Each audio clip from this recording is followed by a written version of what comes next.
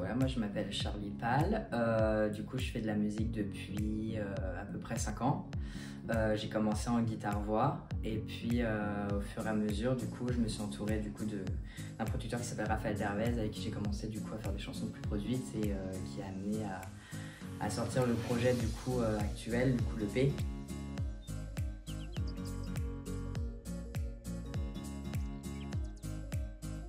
Du coup, donc, mon EP sort le 7 avril, il sera composé du coup de 5 titres. Et du coup, dans ces chansons-là, je parle vraiment de mon vécu, de mon passé, de comment faire pour s'accepter. Moi, j'ai été vraiment dans une période hyper compliquée. L'adolescence a été une période hyper compliquée pour moi. Et voilà, période de construction, je ne savais pas trop où j'allais, ce que je voulais faire de ma vie. Et j'ai vraiment voulu retranscrire ça du coup dans mes chansons. Ce qui m'a vraiment aidé à me découvrir et voilà, ça m'aide aujourd'hui pas mal.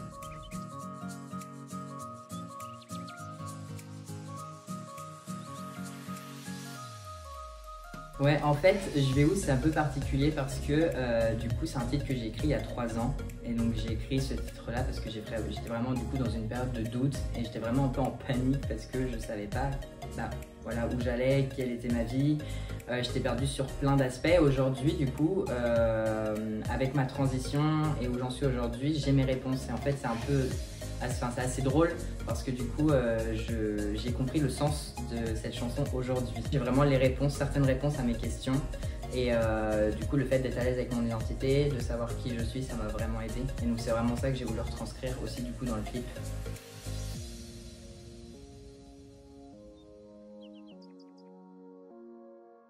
Ouais, c'est important. C'est important parce que moi j'aime bien tout ce qui va être symbolique. Et le fait de le tourner du coup dans son ancien lycée, je trouve qu'il y a un message hyper important de revenir sur ses traces parce qu'au final psychologiquement ça m'a même aidé en tournant le clip de revenir dans cet ancien lycée.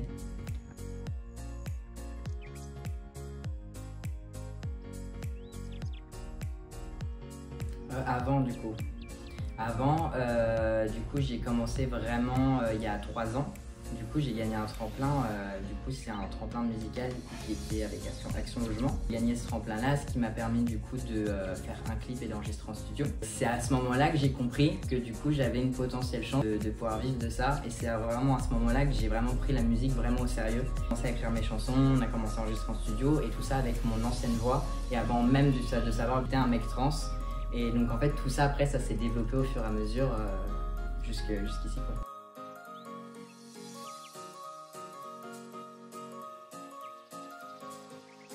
Alors ça a été très compliqué, faut savoir que du coup quand j'ai compris du coup, que j'étais un mec trans, pour moi au début c'était impossible de transitionner parce que justement je savais que j'allais muer et je me suis dit c'est bon, ma carrière du coup elle est terminée et donc là je me suis dit il faut que je fasse un choix entre transitionner ou continuer à chanter et après je me suis dit les deux sont trop vitales et j'aurais pas le choix. Et après je me suis rappelé aussi que y a plein d'hommes cis du coup après la mue qui ont continué à chanter, qui a des très belles voix. Quelque chose qui m'a aidé aussi psychologiquement, c'est que je me suis dit que je m'appelais Justin Bieber et que j'avais 12 ans.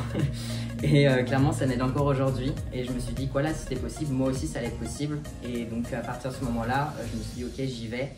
Et j'ai travaillé ma voix tout le temps. Et donc au tout début, parce qu'il faut savoir que les premiers mois c'est les plus compliqués. C'est là où la voix baisse du coup radicalement. Et du coup j'ai été aidée par une orthophoniste, donc je la voyais toutes les semaines, du coup elle m'a fait faire des exercices, tous les jours je fais des exercices et j'entraîne ma voix régulièrement, ce qui fait que ça m'a permis du coup d'accompagner cette mue tranquillement. Satisfait dans le sens où je me suis dit que j'ai réussi, j'ai fait le plus gros et la peur aussi elle est de moins en moins là. Il y a des moments où je doute encore parce que ma mue n'est pas terminée, je pense que j'en ai encore pour un petit moment. Mais du coup j'ai compris que j'arrivais à la gérer, que j'arrivais à gérer cette voix et donc je me suis dit c'est bon, maintenant je pense que ça va le faire.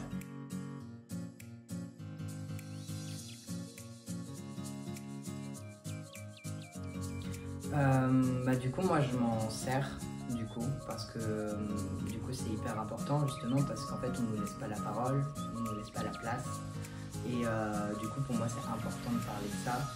De base égoïstement pour moi parce que ça m'aide, mais aussi parce que du coup il n'y a aucune musique qui parle de ça et que du coup j'essaie de me dire que si j'avais genre 14 ans, ça me ferait plaisir construction d'écouter ce genre de chansons, parce que la musique ça aide beaucoup au final, et du coup j'ai besoin d'en parler.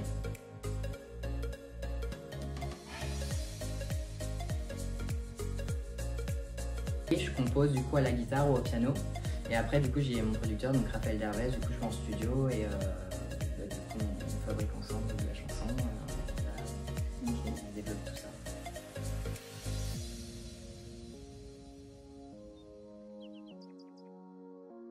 J'ai appris la guitare, du coup, je devais avoir 17 ans par là. Et en fait, j'ai voulu apprendre la guitare pour écrire mes premières chansons.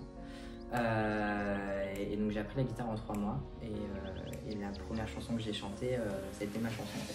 Il faut savoir que du coup, à 16 ans, du coup, je tombais malade. J'ai eu une maladie qui a fait que du coup, j'ai été déscolarisée. Et pendant 1 an, du coup, je suis restée chez moi.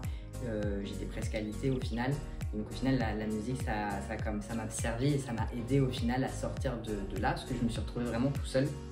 Et donc il a fallu que j'écrive sur ce que je ressentais. Et puis ça a occupé mes journées au final.